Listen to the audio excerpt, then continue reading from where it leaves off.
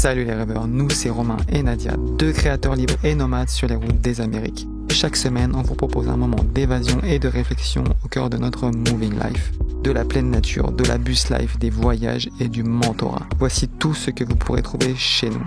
Alors soyez les bienvenus les rêveurs sur Blondeau de Moving Life.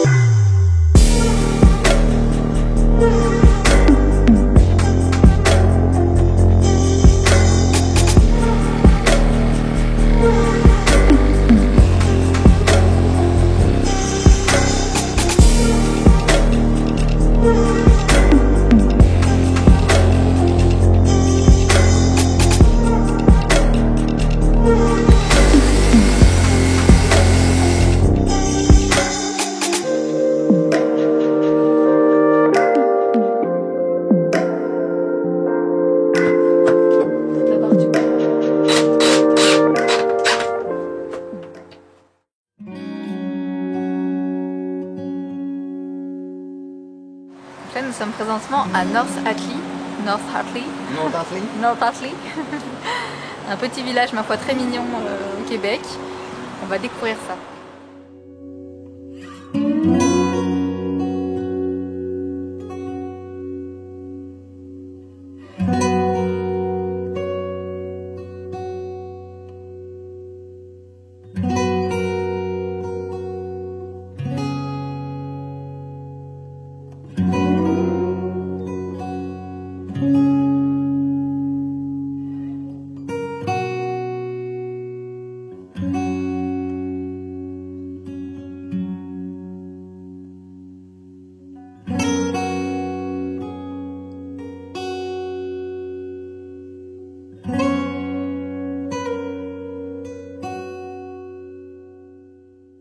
Donc cette petite sortie dans ce village était vraiment très appréciable à plein de niveaux, parce que voilà, notre rythme de vie est à nouveau très intense, que ce soit le travail du quotidien, que ce soit le développement des projets futurs, le développement de mes programmes avec Blondeau, le développement des programmes de Nadia. On est vraiment submergé de travail. Au travers de tout ça, évidemment, on doit faire les aménagements du bus. Moi, c'est on est de l'ordre de 3 à 4 jours par semaine complets, uniquement dédiés aux aménagements du bus, donc ce qui est quand même, il faut le dire, assez dense en termes de temps. Et malgré tout, au travers de tout ça, il faut quand même qu'on profite, puisque le temps passe, la vie mérite d'être vécue avec intensité chaque jour. J'aime pas trop forcément la phrase vivre chaque jour comme si c'était le dernier, parce qu'il y a une forme de fatalité, mais ce que j'aime, c'est d'essayer d'insuffler de la présence qualitative chaque jour dans mes journées, que ce soit dans les activités techniques, dans les activités cérébrales ou spirituelles. Je pense que c'est important d'insuffler chaque jour, c'est aussi ça tout le concept avec l'anti-routine, avec la moving life, etc. Tout ce que je décris dans mon livre et tout ça. C'est aussi de s'impliquer en fait dans chacune de ces journées. De pas se dire bon la journée elle est bientôt finie, vivement la suivante. Non, c'est vraiment de donner une chance à chaque jour. De donner une chance à chaque jour de devenir quelque chose de beau, de devenir quelque chose de décisif. Et ça, je pense que ça c'est quelque chose auquel je tiens. Et je pense que voilà, cette petite journée, en fait, c'était juste, tiens, et si on profitait de la vie aujourd'hui? On a juste profité, en fait, du moment présent, on a chillé, c'est-à-dire on n'a pas fait d'activité. C'était, voilà, en toute simplicité, il n'y avait rien d'extravagant, c'était juste être ensemble, et c'était super cool. Et je vous invite à le faire dès que vous pouvez, en fait, c'est ça. C'était l'histoire d'une journée, c'est l'histoire de 6 heures. C'est pas grand-chose, mais ça peut faire la différence sur une semaine, sur un mois, peu importe. Tout dépend de votre rythme de vie, tout dépend de vos besoins. Et moi, bien que nous ayons, en fait, beaucoup de choses à faire, à prendre ces journées, c'était important. Donc même si vous avez du travail tout le tour du ventre, même si vous êtes débordé, même si vous êtes stressé, anxieux, vous êtes dans la création de quelque chose, d'un projet de vie, d'un projet de travail, peu importe, prenez du temps pour vous. Offrez-vous de la présence. C'est vital pour votre équilibre, pour votre santé mentale, spirituelle, corporelle. Et c'est vital pour alimenter justement votre projet. C'est pas en étant focusé sur quelque chose à 100%, en étant genre, c'est projet de vie, projet de travail, projet de machin. Faites des breaks. Et vous verrez que dans ces moments-là, vous allez nourrir aussi vos projets sans être à 100% dessus. Voilà les rêveurs, c'est tout pour ces quelques mots. Je vous laisse maintenant avec la suite des aménagements et on se reparle ensuite pour parler un petit peu justement du mobilier, où on en est et ce qui reste à faire.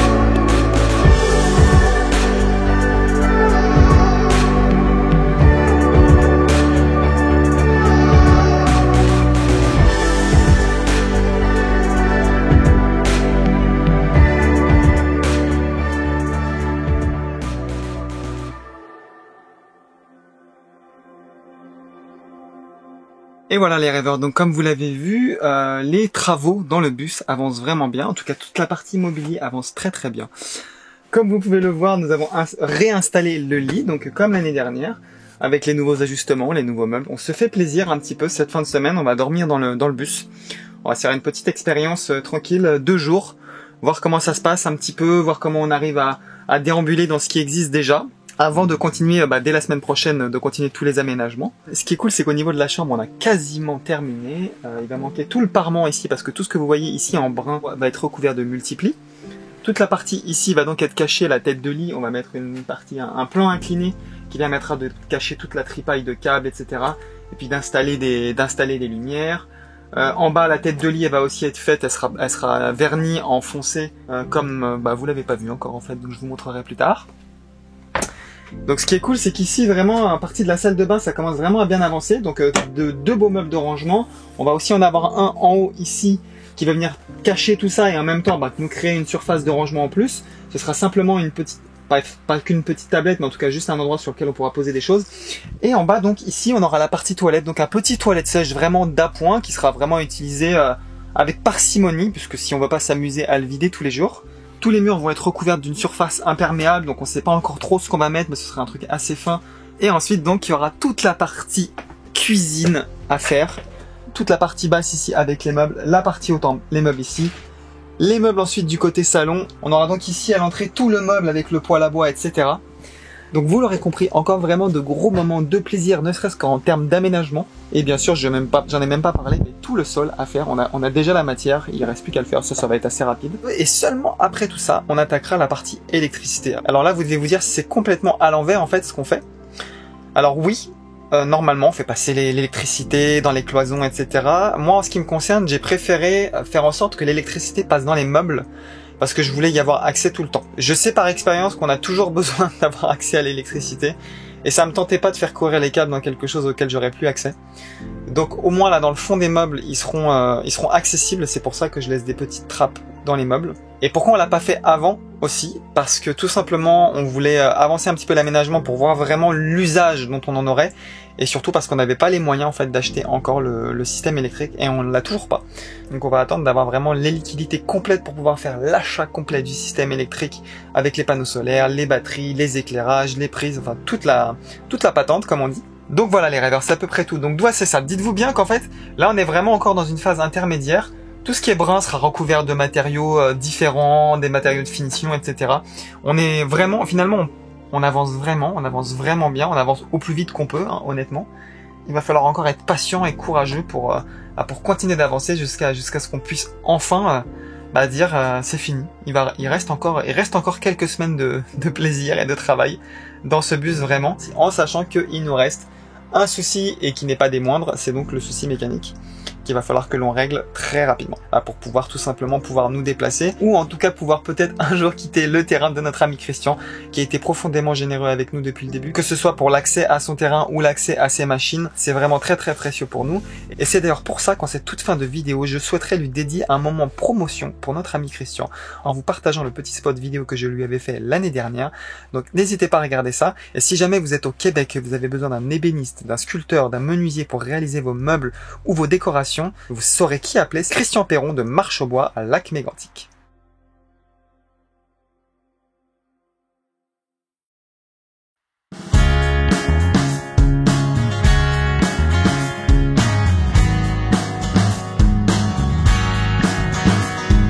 Bonjour, je m'appelle Christian Perron, je suis fondateur de Marche au Bois. Je suis charpentier menuisier de profession, sculpteur, ébéniste et artiste de cœur.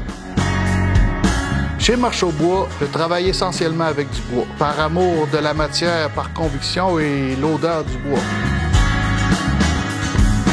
Ce qui me tient à cœur, c'est de valoriser un réseau local d'artisans et de professionnels pour enrichir vos projets. Aussitôt qu'il y a du bois, je peux réaliser vos envies, meubles sur mesure, sculptures, gravures.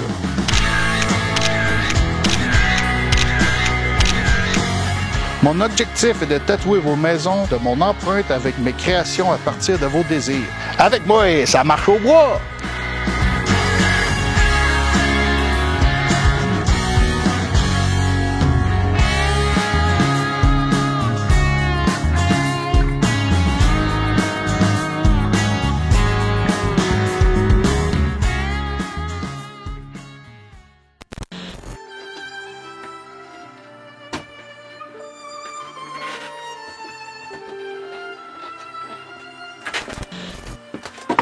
Hop.